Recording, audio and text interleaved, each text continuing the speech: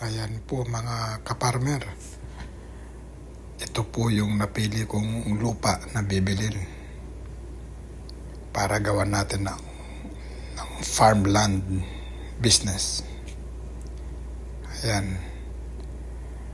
May sukat po na 5,300 square meter.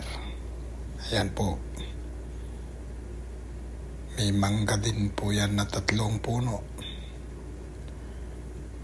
Meron na rin kasamang 1,000 puno ng kalamansi.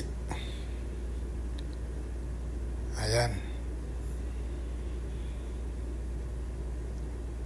Yan po yung i-build up or i-develop natin para maging farmland business. Ayan po. So, ang presyo po nito ay aabot ng 5.5 million pesos. So, babayaran po natin yan ng cash mga kaparmer. Ayan po. Yan po yung i-develop natin para gawing farm business in the future.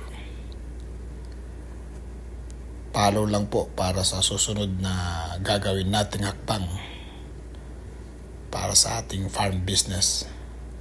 Salamat po.